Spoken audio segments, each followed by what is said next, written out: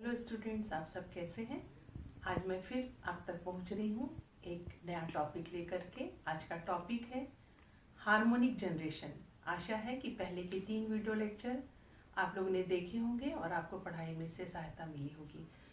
मेरा ये उद्देश्य है कि 4th सेमेस्टर का जो यूनिट 3 है लेज़र, जो पेपर 2 आपका लेज़र है, उसका जो 3rd यूनिट है उसके मैक्सिमम पोर्शन को मैं कवर अप कर पाऊँ और ताकि आप लोग को पढ़ाई में हेल्प हो। तो ये चूंकि हार्मोनिक जनरेशन थोड़ा लंबा चैप्टर है, लंबा पोर्शन है, इसलिए मैं चाहूँगी कि इस वीडियो को मैं 2 पार्ट में आप तक पहुँचाने की कोशिश करूँगी।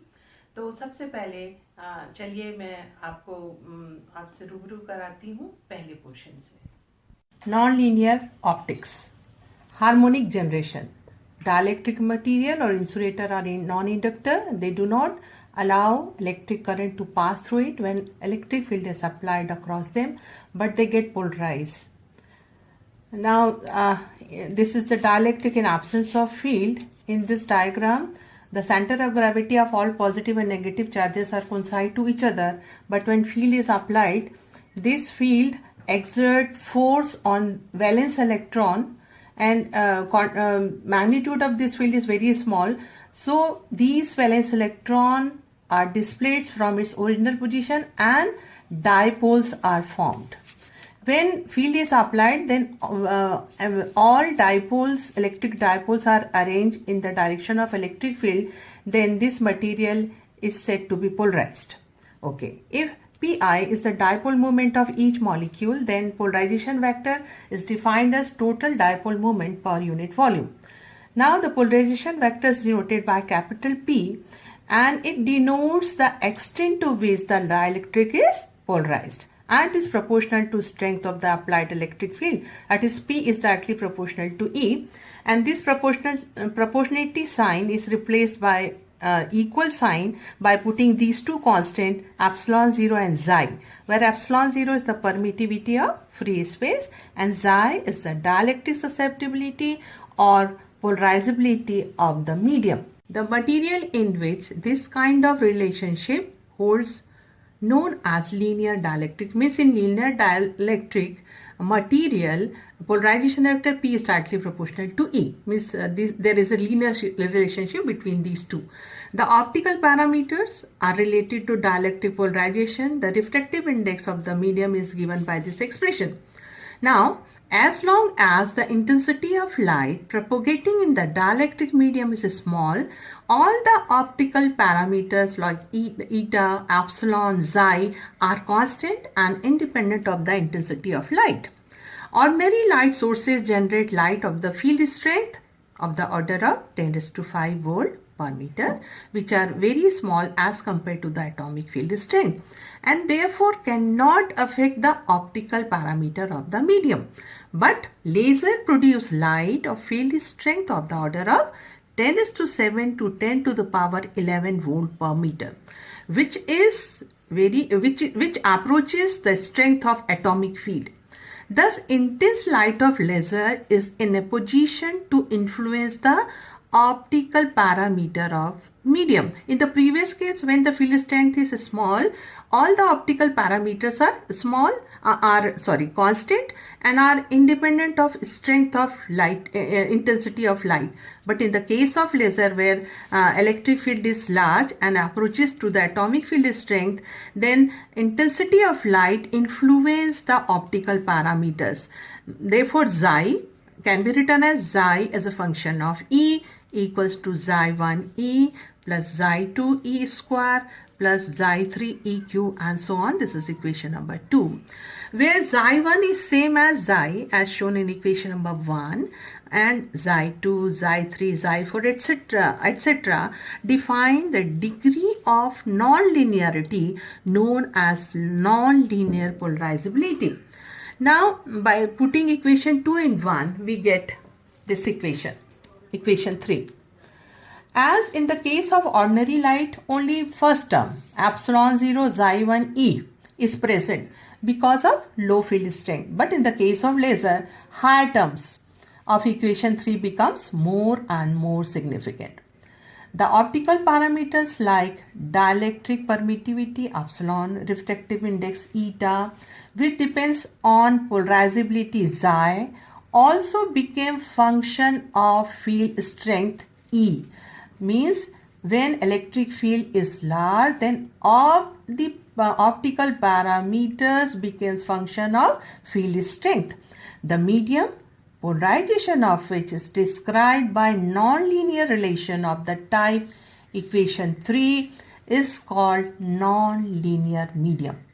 Now, suppose electric field E equals to E0 cos omega t, expressed in equation number 4.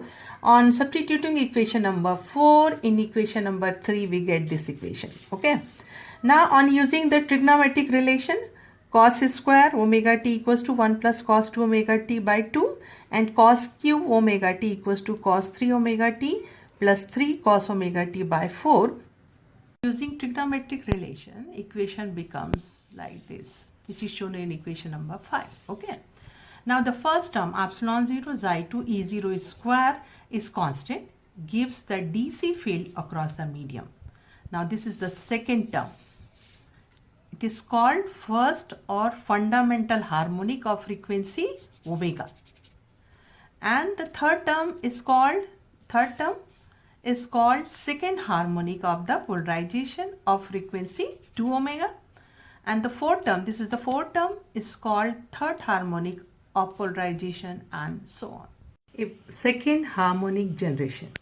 A polarization oscillating at frequency 2 omega radiate an electromagnetic waves of the same frequency, that is 2 omega, which propagate with the same velocity as that of incident wave.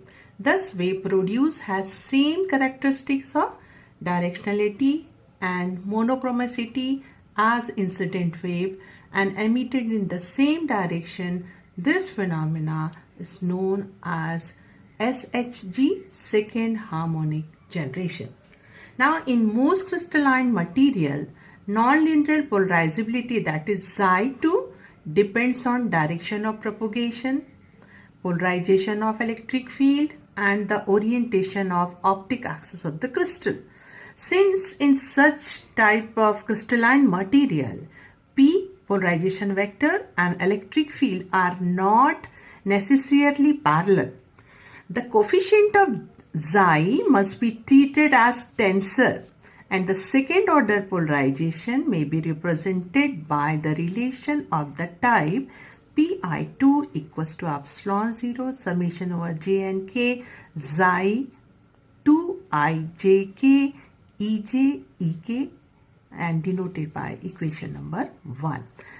This means second order polarization is written in tensor form, where I, j, k represent coordinates x, y, and z. Now, the most of the coefficient of Xi are usually 0, and we have to deal only with one or two components. It should be remembered that second harmonic generation, represented by equation number 1, occurs only in certain type of crystals. If we take isotropic crystal, now what is the isotropic crystal? It is symmetrical about a point and has same material properties in all the direction. Hence, in isotropic crystal, Xi ijk is independent of direction, so taken as constant. Now, if we reverse the direction of axis, means x is replaced by minus x, y is replaced by minus y, and z is replaced by minus z, leaving electric field and dipole moment unchanged in the direction. Now, the sign of these two, means polarization vector and intensity of electric field, must change, and the equation becomes this. And it is clear from equation number 1 that minus Pi2 equals to Pi2, which means Pi2 equals to 0. Pi2 is 0, it means Xi 2ijk equals to 0. Thus, it is clear that second harmonic generation cannot occur in isotropic materials. But in the case of anisotropic crystal or uniaxial crystal, in which different material properties depends on the direction, and these material has Lake inversion symmetry, Such type of anisotropic crystal exhibits second harmonic generation. In anisotropic crystal, both quadratic and cubic terms are present, but cubic term is smaller than the quadratic term. Therefore, cubic term may be ignored and equation becomes P equals to epsilon xi1e plus epsilon xi2e square, and medium is said to have second order linearity. Experimental arrangement for demonstrating second harmonic generation. This is experimental setup given by Frankel. This is ruby laser. Now light which is coming from the ruby laser is passed through this red filter, which remove the light from the flash lamp used to excite the ruby rod. Then after light is passed through this quartz crystal. Now the quartz crystal, the second harmonic radiation at frequency 2 nu is generated by this quartz crystal in addition to the radiation of frequency nu. These two radiation passes through ultraviolet transmitting filter. This ultraviolet transmitting filter remove or absorb the ruby radiation of the frequency nu and transmitted second harmonic radiation of frequency 2 nu. Therefore, the photomultiplier tube or photomultiplier cell responds only the second harmonic radiation of the frequency 2 nu, and intensity of radiation is recorded. Radiation of wavelength lambda equals to 3471 angstrom unit and power of the order of 1 milliwatt was observed in the transmitting light. Change in frequency of laser light is explained by non-linear optics. Now, the importance of second harmonic generation. It is used to convert infrared radiation into visible, and it is used to convert visible into ultraviolet radiation. Optical mixing. For non-linear polarization, we have assumed that the factor E square in the second term is product of electric field strength with itself, that is E vector E dot vector E. When two light waves of different frequencies interact, besides second harmonic generation, non-linear crystal make it possible to produce beam of sum and difference frequencies. This is the optical mixing. Now let us consider two coherent light wave trains of unequal frequencies omega 1 and omega 2 are traversing the material. The electric field in the material is given by this expression. E equals to E1 cos omega 1 t plus E2 cos omega 2 t. By putting the value of E, the second order polarization becomes like this.